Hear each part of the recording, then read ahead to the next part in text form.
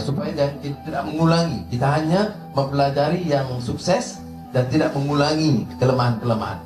Indonesia, pilihan raya mereka hebat.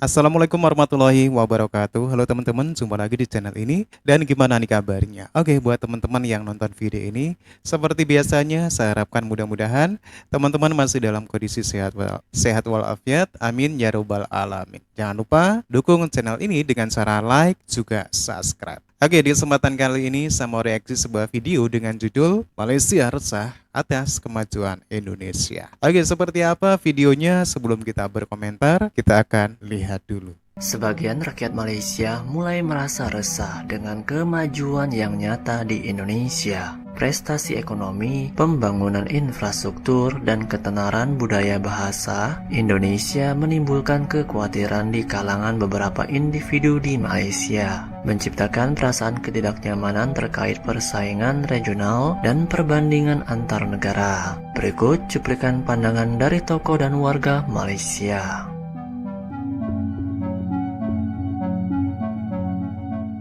Harus ada tim yang mengkaji atau meneliti pengalaman Indonesia dalam proses, ya, daripada era Pak Habibie sampai Jokowi. Apa kekuatannya, apa kelemahannya, apa yang menyebabkan keresahan rakyat, apa isu terbesar yang dibangkitkan, dan mengapa hal itu berlaku. Hal ini harus kita teliti supaya kita tidak mengulangi. Kita hanya mempelajari yang sukses dan tidak mengulangi kelemahan-kelemahan. Indonesia, pilihan raya mereka hebat.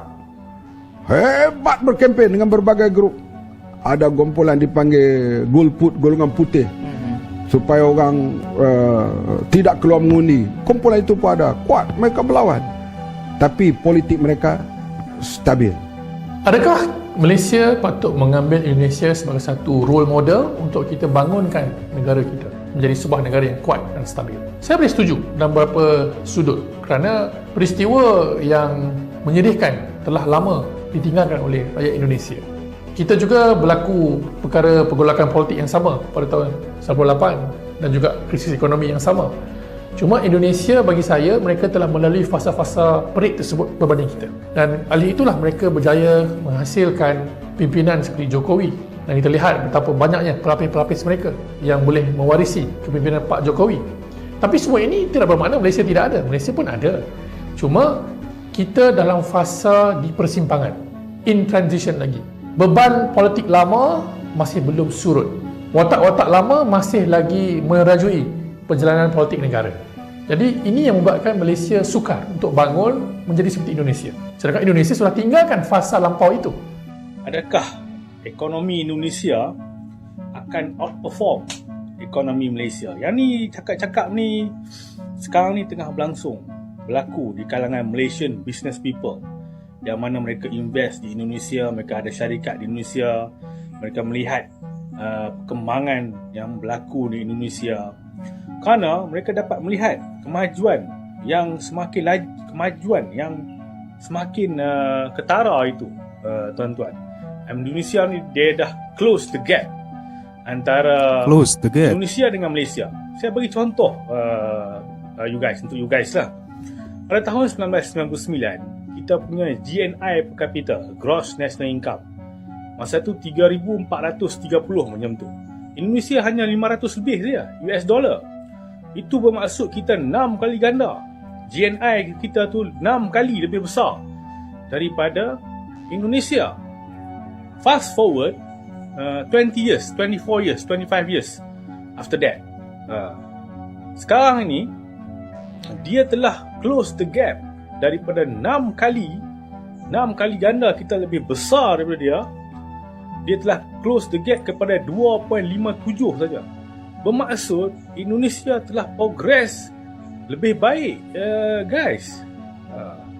Dan Indonesia bukan saja outperform Malaysia, dia juga outperform Indonesia.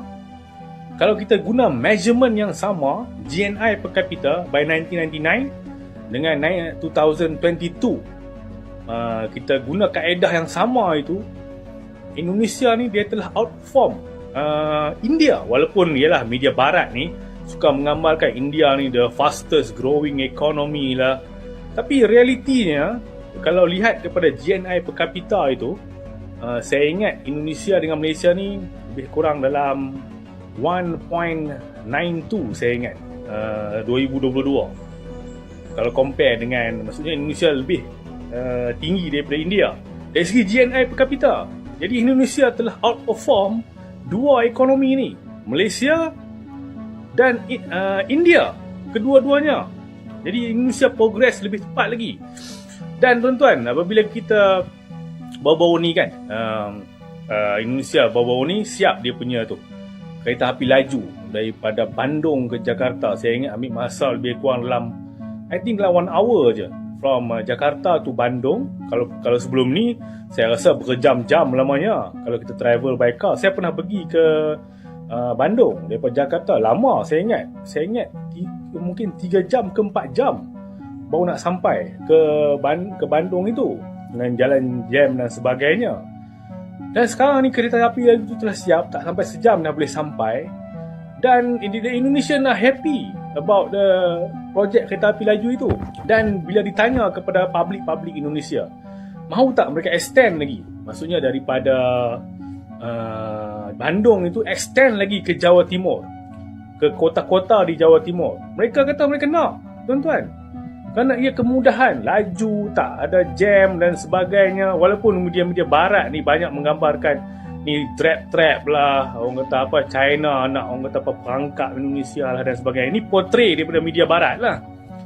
Sebab tu kita kena tengok sama realiti. Satu media barat ni dia jahat. Dia suka gambarkan benda-benda yang negatif. Kalau projek itu tak menguntungkan dia tak ada apa nama bahagian dalam projek itu, tak sesuai dengan kepentingan dia akan gambarkan lah benda-benda yang buruk kepada saingan dia. Kemudian terdapat company Malaysia, you guys, company Malaysia yang dah invest di Indonesia, manufacturing lah, saya ingat dalam 15 to 20 years. Apa dia orang punya pandangan terhadap pekerja Indonesia, tuan-tuan? Saya dengar kan mereka cakap, kita pekerja Indonesia ni rajin, disiplin, dia kata, dan zero turnover, tuan-tuan. Bermaksud mereka happy, business mereka di Indonesia. Mereka ni company Malaysia tau, tapi mereka dah beroperasi di Indonesia 15 to 20 years dan dia happy with Indonesia. Mereka tak mau balik ke Malaysia. This is something quite weird lah, tuan-tuan. Dia syarikat Malaysia tapi dia tak mau balik ke Malaysia. Dia nak stay di Indonesia. Dan kita lihat perkembangan ini, tuan-tuan. Saya rasa jawapan dia adalah political stability. Indonesia sejak reformasi itu bergoncang lah. 1998 tu Soeharto dijatuhkan. Kemudian naik beberapa orang selepas itu, dan mula stabil ketika SBY, Susilo Bambang Yudhoyono, yang berkuasa selama 2 penggal itu sejak 2004 itu. Indonesia politiknya mula stabil. Tak ada lagi dah pergolakan besar, tuan-tuan. Yang tak ada kepada Malaysia, tak ada kepada Filipina, tak ada kepada Thailand, tuan-tuan. Jadi dalam tempoh itu Indonesia telah progress tremendously. Dan sekarang ni pula mereka ada 3 orang calon presiden. Mereka ada 3 Prabowo, Pak Ganjar dengan Anies Baswedan. Dan tak ada di kalangan mereka ni yang ekstrim. Dan mereka ada 3 choice. Kalau yang akan datang ni tak lama lagi, pilihan pusingan pertama, kalau tak ada yang lebih 50%, tak ada clear win, dia akan pergi ke pusingan kedua. Jadi kalau mereka dapat pemimpin presiden yang bagus kali ini, akan ada 3 pilihan yang bagus kali ini, that means mereka akan enjoy political stability 5 to 10 years lagi. Jadi ke mana Malaysia selepas itu? Oke teman-teman, ya demikian satu buah video bagaimana pendapat orang-orang Malaysia tokoh-tokoh Malaysia tentang progres ataupun perubahan yang terjadi di Indonesia dari waktu ke waktu hingga sekarang. Mereka sangat memuji bagaimana perkembangan yang ada di Indonesia. Oke, apakah teman-teman setuju dengan pendapat-pendapat orang-orang Malaysia ini? Silakan teman-teman bisa berkomentar dan jangan lupa dukung channel ini dengan cara like juga subscribe. Terima kasih dan wassalamualaikum warahmatullahi wabarakatuh.